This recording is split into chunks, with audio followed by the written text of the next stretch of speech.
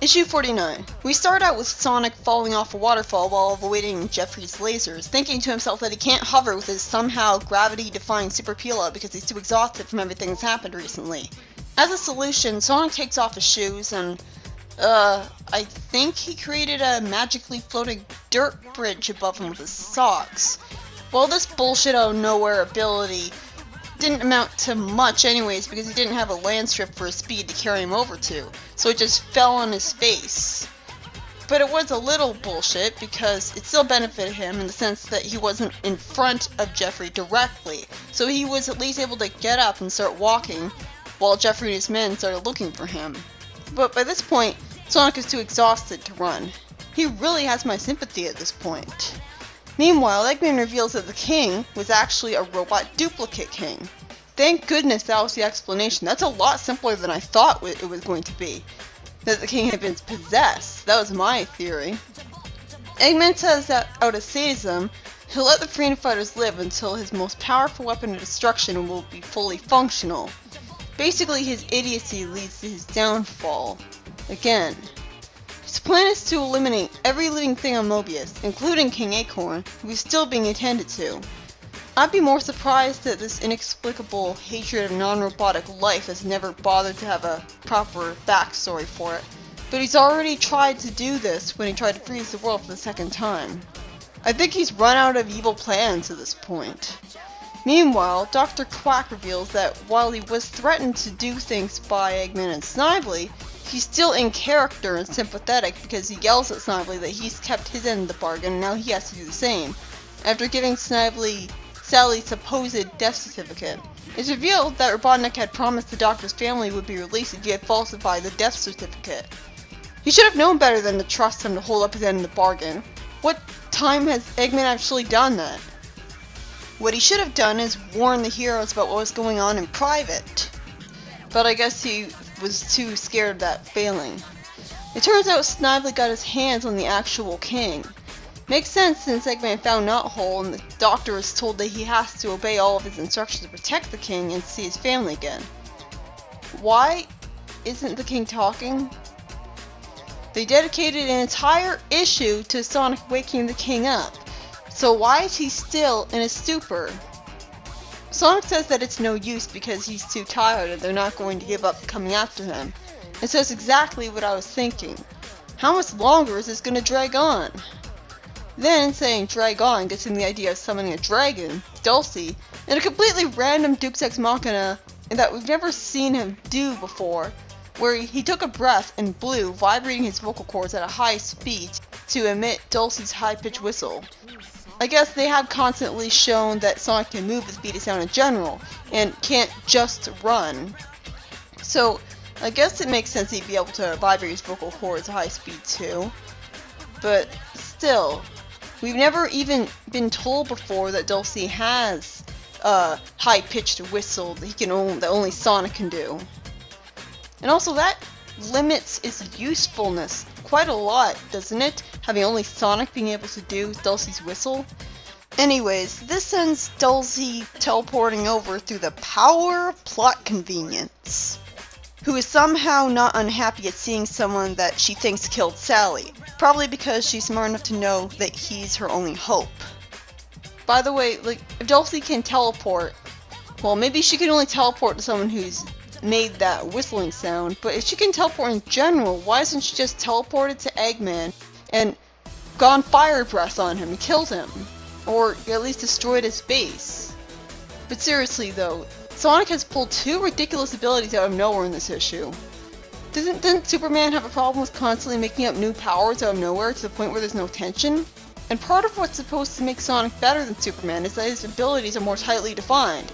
He moves at the speed of sound. That's it. What does that have to do with making a bridge of sock dirt? Also, saying power plot convenience reminded me that I haven't seen Nicole in a while. Our favorite little Deus Ex Machina has been missing for a while. Although I suppose she would destroy the tension if her omniscience and ability to do anything came up. But when you have a character being inexplicably absent in a story that should involve everyone in the team, you should at least have the decency to explain why. And with Bunny, it's easy, just say she's sick. That's like one line. But there's no excuse for Nicole not being there. She might be a big help, but we don't even see her take on the situation.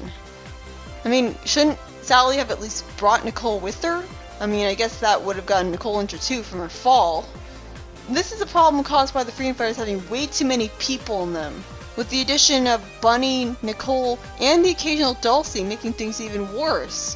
When you have too many characters in one team, it's impossible to give all of them the proper focus in the very limited amount of space that comic issues have. That's why we've gotten a situation where only Sally feels like a fully developed character among them that I can really relate to. While Rotor, Bunny, Nicole, and Antoine are left pretty shallow and basic, Antoine being the most interesting between them because he's so flawed. And I can imagine things are only going to get even less focused when some people will be added to the Freedom Fighters later on in the series. Already it's almost at the point where useful characters like Bunny only show up for the sake of a few lines at best.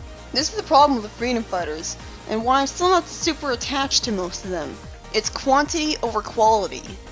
Anyways, after this long tangent explaining the biggest problem with the Freedom Fighters, we have Dulcie reveal herself to be a living lie detector.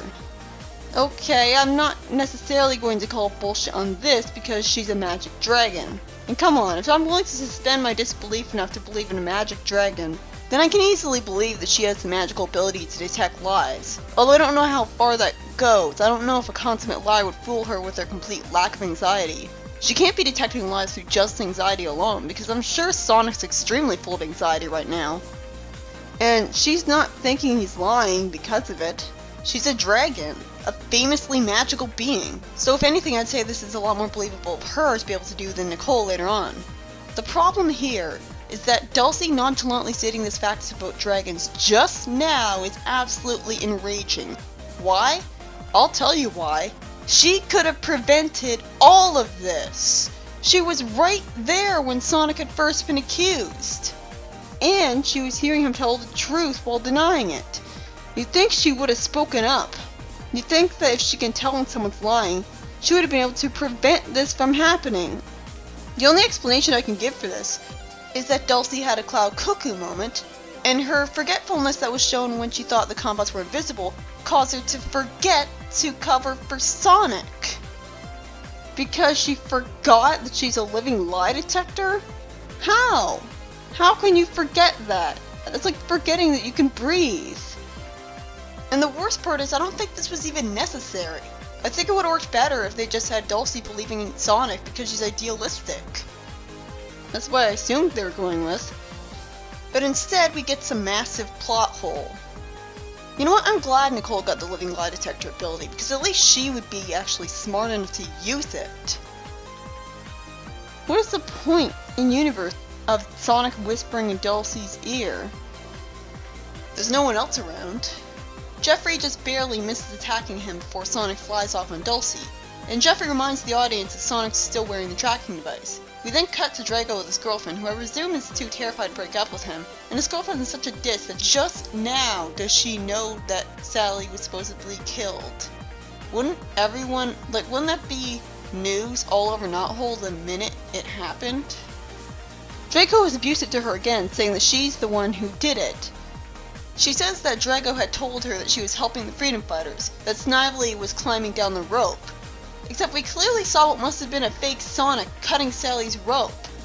I'm really confused here, to the point where I had to look back at the previous pages to tell what was going on. That's still images for you.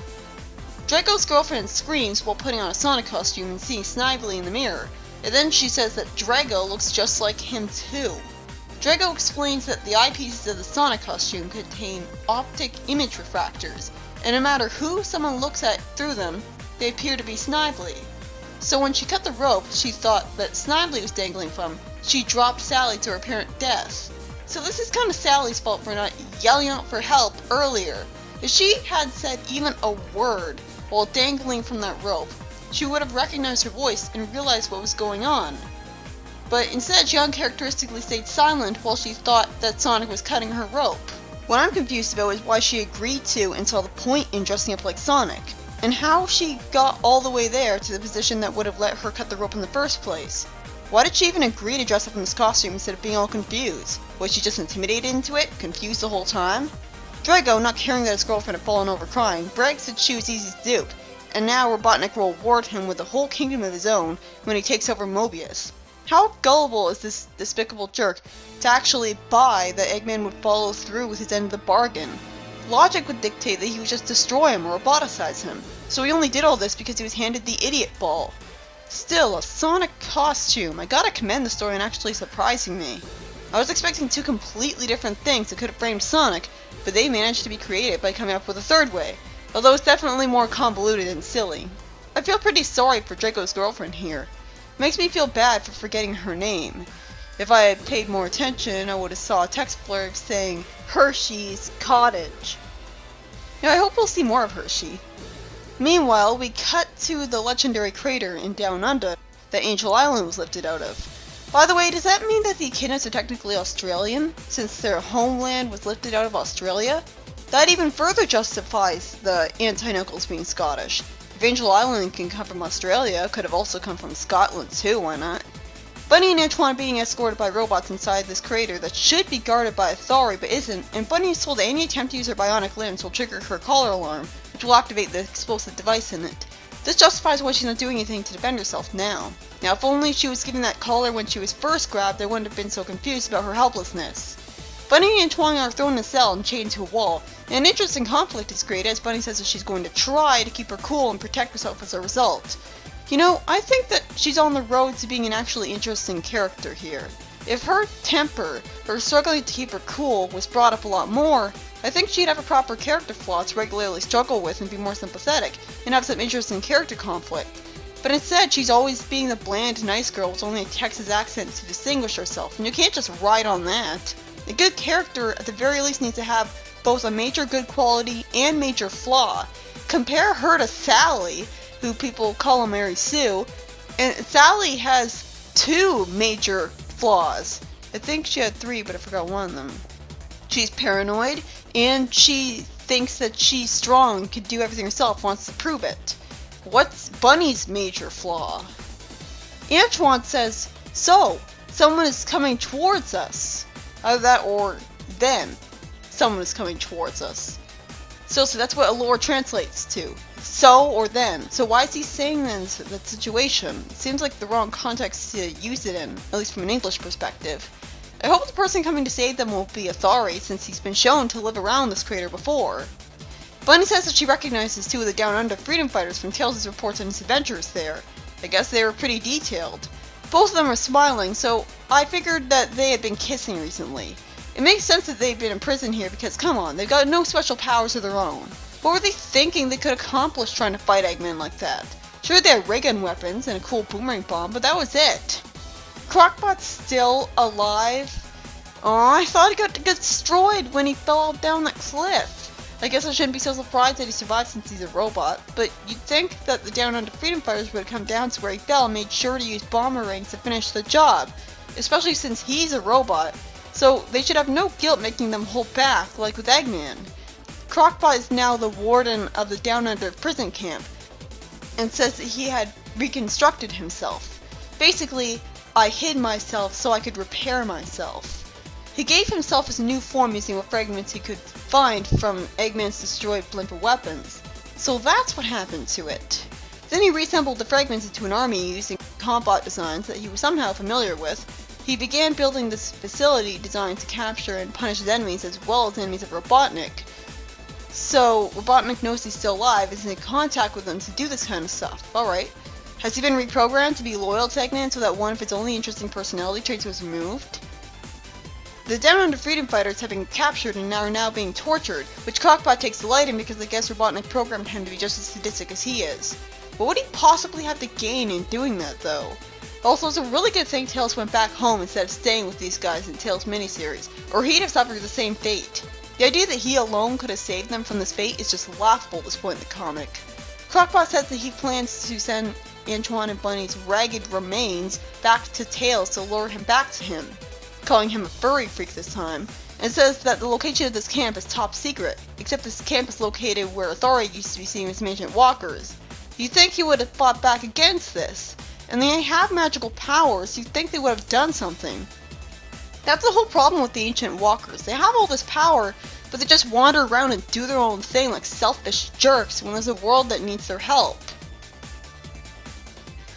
Sonic flies Dulcie to the floating island because I suppose he thinks Knuckles and the Chaotix are the last people who he can turn to, even though there's no reason they wouldn't have been informed about what Sonic supposedly did to the radio. Dulcie could vouch for him though, but not after Knuckles would try to fight him over it. I'm hoping Sonic will have the good sense to keep Dulcie in the air where he'll be safe for as long as possible instead of landing and getting himself in trouble. Of course not! Of course Dulcie gets attacked because she flew too close to the ground. I did think it was pretty sweet that Sonic called Dulcie the sweetest, most gentlest creature on the planet, proving that he's truly her friend, and that she has good qualities that haven't really been shown yet. But soon Jeffrey comes in on a parachute blasting Sonic with a laser, and the story dickishly ends on a cliffhanger, saying that it'll be continued in issue 50. This story was written by Mike Gallagher and Ken Penders. Well, that's an interesting combination. Now I have a humorous scenario in my head where they got so annoyed by Penders competing with Gallagher to make a better Sonic and the Regressus story that they got him to team up with him for a wacky duo. I didn't really notice a difference though. This story has an interesting and engaging overall plot, and it managed to not be too overly depressing because we just see Sonic fight with Jeffrey and not any of his friends. So this is way better than issue 40. But there's a few things that really angered me about it. If Dulcie was a living lie detector all along, then she could have prevented all of this and warned everybody that Sally's alive, but she didn't. So all of this is her fault. And I'm kind of conflicted about Crocbot arbitrarily being brought back. But I guess having a villain other than Eggman for once is nice regardless. It wasn't all bad though. I was really impressed by the creative revelation of what the fake Sonic was. He somehow managed to subvert both of my expectations. And I was also pleasantly surprised by the explanation for who the king was replaced by. I thought the king had been possessed, and the spirit that possessed him from the Zone of Silence was once manifested in the crystal. But it turned out that he had just been replaced with a robot, which makes perfect sense for Eggman to think to do. I'm confused though, how did Eggman know they had rescued the king successfully?